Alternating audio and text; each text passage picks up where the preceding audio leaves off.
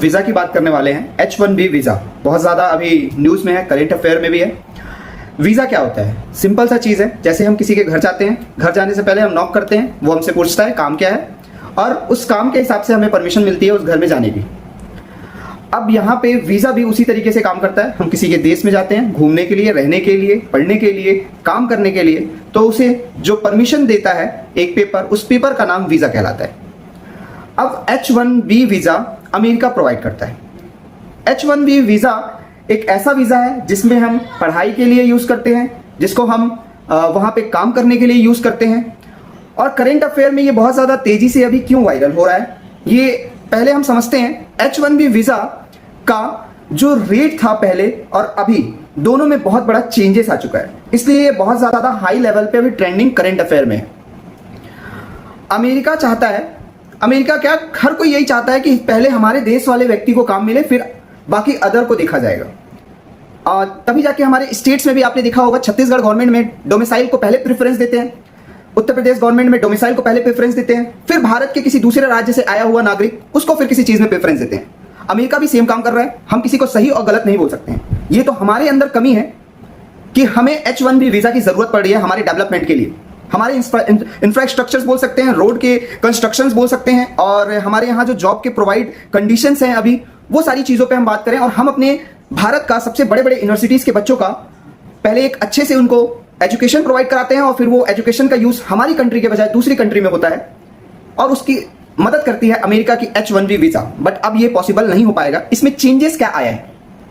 65,000 visa हमारे यहाँ, जो यहाँ पे अमेरिका जाने के लिए 65,000 अप्रॉक्सीमेटली अमेरिकन पीपल्स प्रोवाइड करते हैं वीज़ा नौकरी के लिए, और 20,000 H1B वीज़ा पूरे ये वर्ल्ड के लिए है। अमेरिका जिसको जिसको बुलाता है 85,000 H1B वीज़ा प्रोवाइड कराता है। तो काम करने वाले जो दूसरी कंट्री से वीज़ा अप्लाई कर रहे हैं अमेरिका में, वो 65,000 पीपल्स को मिलता है। और 20,000 जो विद्यार्थी वहाँ पढ़ने के लिए जाते हैं, जिसके देश में कमी है पढ़ाने वाले शिक्षकों की, एक अच्छे कॉलेज की, जिसको अमेरिका की डिग्री बहुत अच्छी लगती है, जो दूसरी अपनी कंट्री को छोड़ के वहाँ पढ़ने जाता है बेटर इंफ्रास्ट्रक्चर्स के कारण, बेटर नॉलेज के कारण, वो 20,000 वीज़ा हमें प्रोवाइड करता है अमेरिका अभी राइट नाउ। अमेरिका में वीज़ा प्रोवाइड कराया जाता है 3 साल के लिए, फिर उसको आप एक्सटेंड कर सकते हैं, उसको बढ़ाया जा सकता है 3 साल के लिए, और तो टोटल अप्रॉक्सीमेटली हम बोल सकते हैं कि 6 साल के लिए हमें H1B वीज़ा मिल जाता है according to term and conditions उनके जैसे जैसे रहते हैं। अब इसमें चेंजेस क्या आया है? सबसे बड़ा जो चेंजेस आया है, पहले यही चीज़ 2,000 से लेके $6,000 के बीच में आपको ये ईजी तरीके से वीज़ा मिल जाता था। 88 अभी राइट नाउ जब मैं वीडियो बना रहा हूँ 87 हमारा डॉलर का प्राइस चल रहा है। इंडियन रुपीस में अगर कंपेयर करें तो $1 की कीमत 87 से लेके 88 रुपीस में वेरी कर रही है। तो उसके हिसाब से हम माने तो 5,28,000 में आपका ये H1B वीज़ा अप्रॉक्सीमेटली पहले मिल जाया करता था। अब हमारे यहाँ पे अभी जो डोनाल्ड ट्रंप ने सिग्नेचर किया है जिस पेपर पे, उस पेपर पे लिखा यह है कि अब किसी भी अमेरिका में काम करने के लिए या पढ़ने आने के लिए H1B वीज़ा का प्राइस रहेगा 88 लाख रुपीस इंडियन में अगर देखा जाए तो, और अगर यूएस में बात की जाए, यूएस के डॉलर में, तो $1 लाख चाहिए H1B वीज़ा अब अप्लाई करने के लिए। ये अभी प्राइजेस और ये चेंजेस आए हैं हमारे पास। अब बात करते हैं इसकी डिमेरिट्स और मेरिट्स पॉइंट्स की। तो अमेरिकन पीपल्स के लिए ये बहुत ज़्यादा फायदेमंद है। क्यों? क्योंकि अगर मैं इंडिया का एक एग्जांपल लूँ तो यहाँ का मोस्ट प्रेस्टिजियस कॉलेज अगर इंजीनियरिंग में माना जाता है तो IIT है, जहाँ पे एक बच्चा बहुत ज़्यादा हार्ड वर्क करके 60 से 70 सीट एक अच्छे IIT कॉलेज में, एक कॉलेज की बात कर रहा हूँ जो कंप्यूटर साइंस का अगर हम एक एग्जाम्पल लें तो कंप्यूटर साइंस में इतनी सीट्स होती हैं, जिसमें सबसे टॉपेस्ट स्टूडेंट जो टॉपर होता है उस जगह का, उसको मेटा, माइक्रोसॉफ्ट या फिर जो भी बड़े अच्छी कंपनियां हैं अमेरिका में, वो उनको हायर करके ले जाती है। उनको एक अच्छा स्किल्ड पर्सन मिल जाता है बहुत लो कॉस्ट में। क्या अब वो कंपनियां उस स्किल के लिए 88 लाख रुपीस पे कर सकते हैं?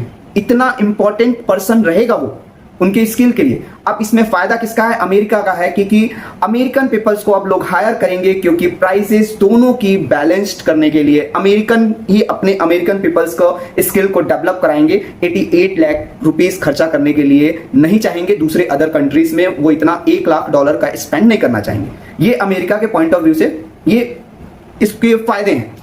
अब हम डिमेरिट्स की अगर हम बात करें तो डिमेरिट्स में ये है कि जो लोगों का सपना रहता था कि हम अपने ज़्यादा पैसे कमा के हम अपनी कंट्री में भेजें, अगर एग्जांपल इंडिया का वीडियो है तो इंडिया पे हम बात करेंगे कि अगर कोई पर्सन वहाँ जा रहा है $1 कमा रहा है, 88, 87, 85 रुपीज़ में वो कन्वर्ट करके इंडिया में भेज रहा है, ठीक है।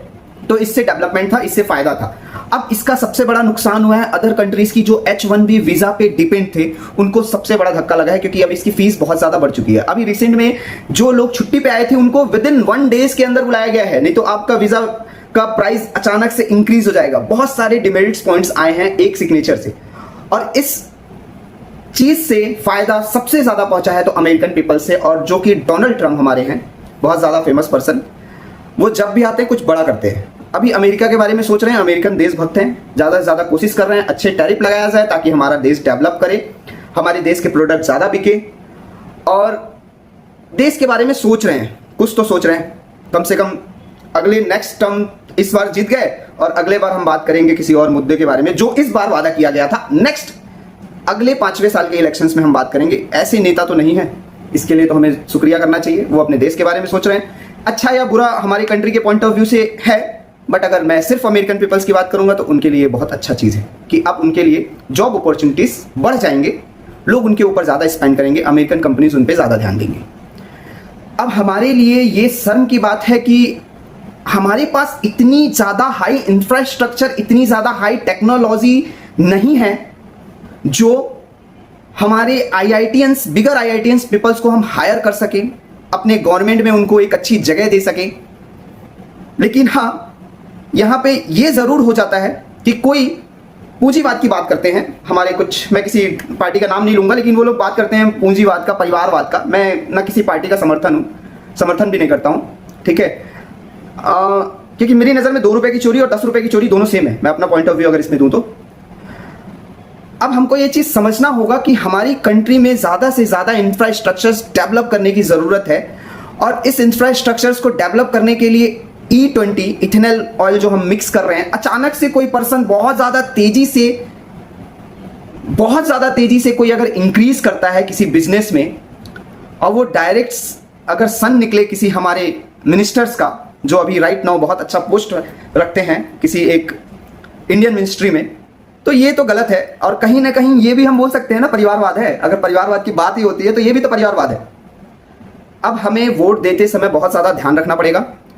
इलेक्शन कमीशन क्या बोलता है, कौन कांग्रेस पार्टी से है, कौन बीजेपी पार्टी से, कौन आम आदमी पार्टी से है, इस पे ना फोकस करते हुए जो आपके एरिया का पर्सन, आपके कॉन्स्टिट्यूशन का पर्सन खड़ा हुआ है, उसकी डिटेल्स चेक करिए कि उसने क्या क्या अपना मेंशन किया है, कितने उसके ऊपर केसेस हैं, कितने वो ईमानदार है, क्या क्या केसेस चल रहे हैं। एक भी केसेस अगर नहीं है तो पार्टी, जाति और ये सब को छोड़ के एक अच्छा कैंडिडेट सेलेक्ट करिए, और नहीं है तो प्लीज अपना नोटा बटन यूज करिए। नहीं तो हर दिन आज की डेट में चाइना अपने आप को इतना ज्यादा डेवलप कर लिया है कि हम उसके आगे कहीं भी खड़ा नहीं हो पा रहे, और अब हमें डेवलप करने का टाइम है, जातिवाद को हटाने का टाइम है, धर्मवाद, ये सारी चीजें जो चल रही है, स्किल्ड की बात चल रही है, स्किल ज्यादा सीखने की जरूरत है। आपके पास इक्विपमेंट नहीं है तो बिल्कुल जरूरत नहीं है, मेरे पास भी कुछ नहीं है, मैं एक पर्दा है, एक मोबाइल है, इसी पे काम कर रहा हूं, कोशिश कर रहा हूं सीखने की, बनाने की। फेल हो सकता हूं, कुछ इसमें नहीं डेवलपमेंट हो सकता है, लेकिन एटलीस्ट ट्राई तो कर सकते हो आप। एक अच्छा कैंडिडेट चूज करिए, हमारी कंट्री में बहुत ज्यादा जरूरत है। कोई बीजेपी से है, कोई कांग्रेस से है, इसके लिए मत आप वोट डालिए, उसका बैकग्राउंड चेक करिए कि वो कौन है और किस व्यक्तित्व का आदमी है, उस पर आप फोकस करके और उसको इलेक्शंस में अपॉर्चुनिटी दीजिए। हमारी कंट्री को पक्का डेवलप करेगा, चाहे वो किसी भी पार्टी हो, किसी भी धर्म का हो। और अमेरिका जो आज इतना बड़ा ये न्यूज़ बना है H1B वीज़ा, हमारे अपने कुछ कमियों के कारण, वो हमारी कमियां भी दूर होंगी जब एक अच्छा व्यक्तित्व तो हमारे रिप्रेजेंटेटिव हमारा जो बहुत अच्छा होगा, वो हमारे लिए एक अच्छा कुछ डिसीजंस लेगा।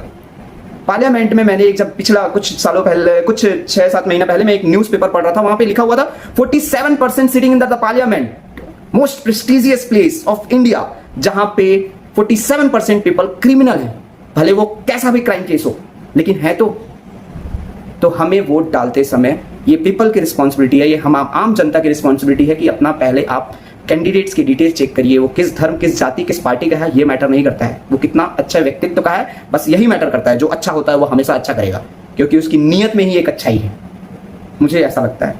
और अगर इसमें कुछ गलतियां होंगी तो मैं क्षमा चाहता हूँ, बहुत किसी को अगर ये ठेस पहुंचे ये वीडियो तो भी मैं क्षमा चाहता हूँ। ज़्यादा से ज़्यादा लाइक करिए, सब्सक्राइब करिए, और एक ऐसा देश बनाते हैं हम जहाँ पे H1B वीज़ा के कुछ ऐसे 88 लाख रुपीज़ की अगर कोई न्यूज़ आए तो हमारे लिए उस न्यूज़ का मतलब ही ना रहे। थैंक यू सो मच, जुड़े रहिए इस चैनल से।